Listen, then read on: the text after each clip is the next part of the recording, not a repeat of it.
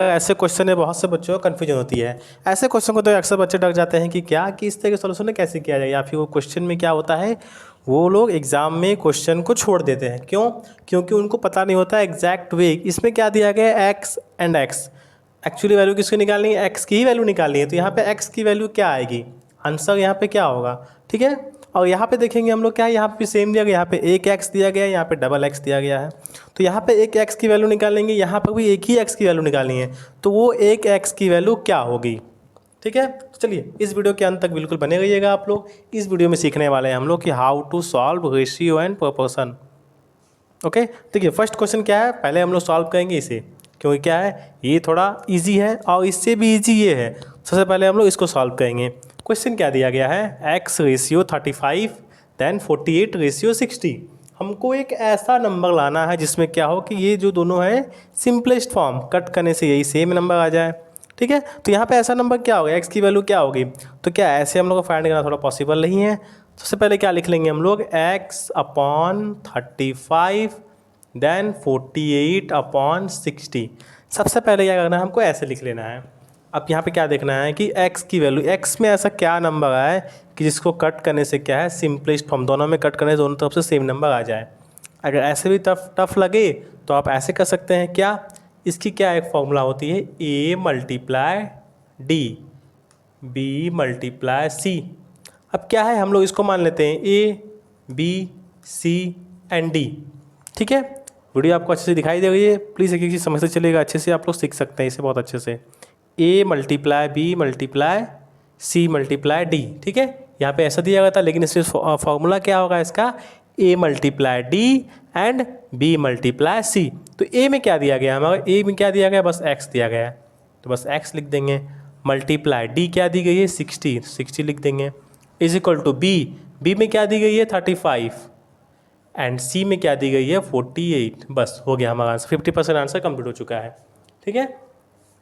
Solution कैसे करेंगे, 60x 60 multiply x क्या होगा 60x इज इक्वल टू, अब देखिए इन दोनों को मल्टीप्लाई कीजिए, 48 मल्टीप्लाई 35। इन दोनों को मल्टीप्लाई कैसे करें, चाहे तो देखिए यहाँ पे आप रफ यूज कर सकते हैं, 48 एंड 35। सबसे पहले कहेंगे 48 5 जा, 48 5 जा क्या होता है, 48 का हाफ कितना होता है 24, तो लिख देंगे 240, ठीक है। मल्टीप्लाई, अब 48 3 जा देखना है, तो 48 3 जा ऐसे कर सकते हैं, 8 3 24 की 4 कैरी 2 4 3 12 2 14 0 4 4 8 4 2 6 एंड 1 क्या आ गया 1680। बहुत ही शॉर्ट तरीके से किया गया, ठीक है basically. Next 60x is equal to 1680, तो क्या हो जाएगा यहाँ पे x is equal to 1680 divided by 60। हमेशा हम लोग ऐसे ही सॉल्व करते हैं, ठीक है। मल्टीप्लाई में है, इस साइड जाएगा तो क्या हो जाएगा, वो हो जाएगा डिवाइड में। अब 0 से 0 कैंसल, अब कट कर दिए 6 से, कितने हमें कट होगा, ये 6 से अगर कट करना होगा तो 168, 6 से डायरेक्ट काटेंगे तो 6 2 जा 12, 6 या 12 बच गया, कितना बचा यहाँ पर 6 या 12 एंड 4 48 हो गया, 6 8 जा 48 होती है, 6 8 या 48, मतलब कि x की वैल्यू क्या निकल के आ गई 28। सिंपल तरीके से निकल के आ गई है, ठीक है। x की वैल्यू यहाँ पे क्या आ गई 28, मीन्स 28 रेशियो 35 48 रेशियो 60, यही होगा हमारा आंसर। क्वेश्चन क्या है ना, बहुत ही ईजी है। नेक्स्ट क्वेश्चन क्या है, बहुत ही ईजी है, क्यों, क्योंकि यहाँ पे क्या बोला गया है, x and x, 2 bar x दे दिया गया है, बट वैल्यू निकालनी है x की ही निकालनी है, एक ही x की। तो कैसे निकालेंगे हम लोग, सेम यही मेथड सेम यूज करेंगे हम लोग, क्या है a multiply B multiply, same क्या होता है a b c d मान लेंगे इसको, a multiply D B multiply C, ठीक है।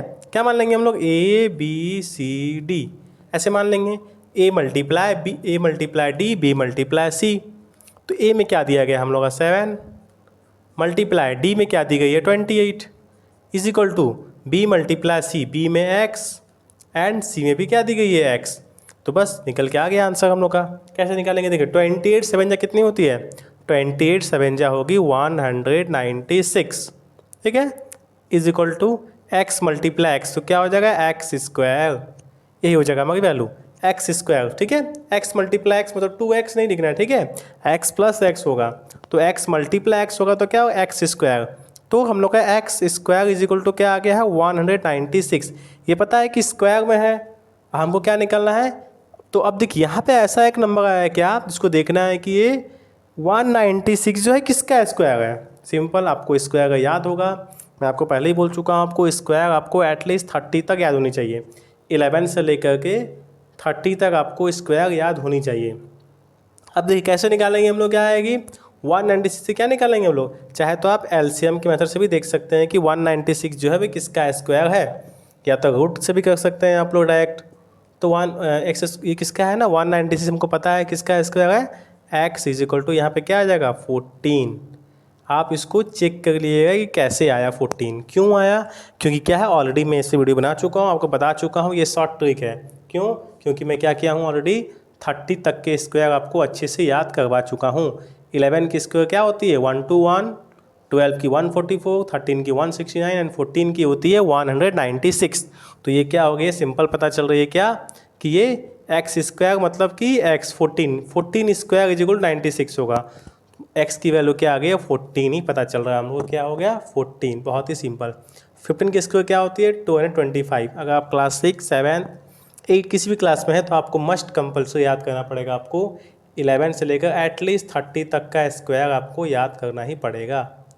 11 की स्क्वायर क्या होती है 121, 121, 144, 169, 196, 225, 256, 289, 321, 364, 361, 400, ऐसे आपको स्क्वायर याद करना ही पड़ेगा आपको। ओके, प्लीज़ वीडियो अच्छी लगी तो वीडियो एक लाइक ज़रूर कर दीजिएगा आप लोग।